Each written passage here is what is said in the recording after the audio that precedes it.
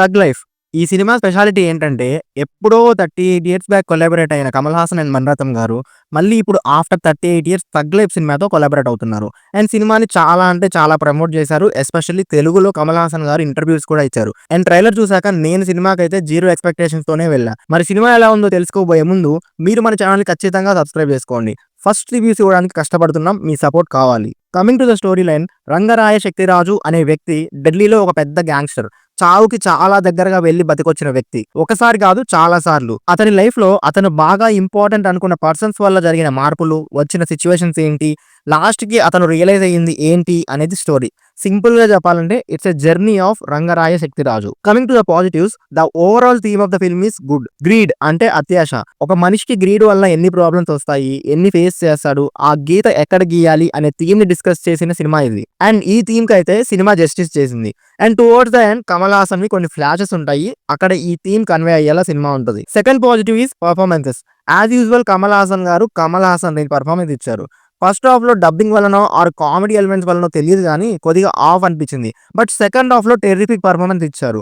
And Simbu is super. After a long time Simbu లాంటి ఒక energetic actor తన ఎనర్జీని మ్యాచ్ చేసే పర్ఫార్మెన్స్ చేశారు. And Aishwarya Lakshmi just 15 minutes ఉంటుంది. బట్ క్లైమాక్స్ లో ఎమోషనల్ ఎక్స్ప్రెషన్స్ తో ఇంప్రెస్ చేసింది. And others like Nassar, Trisha, Abhirami, Tanikella Bharani garu did well. Comparatively first half కంటే సెకండ్ హాఫ్ కొద్దిగా పర్లేదు.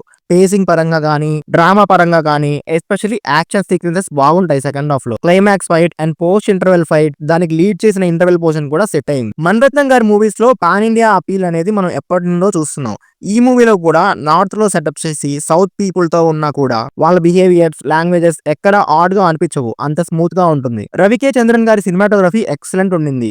స్నో సీక్వెన్సెస్ అయితే చాలా బాగొచ్చాయి. ఫ్రేమ్స్ పరంగా, విజువల్స్ పరంగా అయితే ఇట్స్ గుడ్. నెగిటివ్స్ లోకి వెళ్లే ముందు రివ్యూస్ ని బ్యాన్ చేయాలా అనే కాన్సెప్ట్ మీద ఒక చిన్న వీడియో చేస్తాం. కింద కామెంట్స్ లో లింక్ ఇస్తాను, వెళ్ళి చూసేయండి. Coming to the negatives, story చాలా జమానం కాలం నుండి చూస్తున్న స్టోరీ. ఏం కొత్తదనం లేదు. స్టోరీలో ఇది కొత్తగా ఉంది అని చెప్పడానికి ఏం లేదు. ఒక very very simple plot line పట్టుకొని 2 గంటల 45 నిమిషాలు, అది కూడా ఒక లీనియర్ స్క్రీన్ ప్లేతో 2025లో సినిమా తీయొచ్చు అనే కాన్ఫిడెన్స్ కి దండేసి దండం పెట్టొచ్చు. ఇంత థిన్ స్టోరీ లైన్ మీరు చూస్ చేసుకున్నప్పుడు అట్లీస్ట్ స్క్రీన్ ప్లేతో అయినా మ్యాజిక్ చేయాలి. కానీ ఫస్ట్ 15 మినిట్స్ ఈ వరల్డ్ ఇంట్రడక్షన్, క్యారెక్టర్ ఇంట్రడక్షన్స్ అయిపోయాక సినిమా డైల్యూట్ అవుతూ వచ్చింది. సీన్స్ పరంగా కానీ, పేసింగ్ పరంగా కానీ ఏదో ఒక సీన్ తర్వాత ఇంకో సీన్ వస్తుంది అంతే తప్పితే మేజర్ ఇంపాక్ట్ ఉన్న సీన్ అయితే ఒక్కటి కూడా ఉండదు. డీటెయిలింగ్ పరంగా కూడా ఇంప్రెస్ చేయలేదు.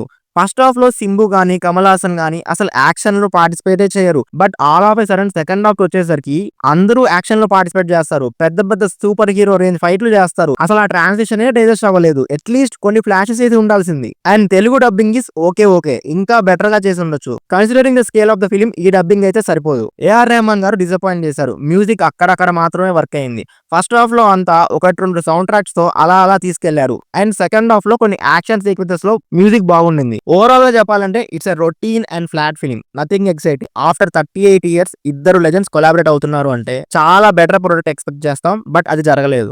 ఒకవేళ మీరు సినిమా చూసొస్తే సినిమా ఎలా ఉందో కామెంట్స్ లో చెప్పండి. మళ్ళీ నెక్స్ట్ వీడియోలో కలుద్దాం. Until then signing off team movies. Sorry.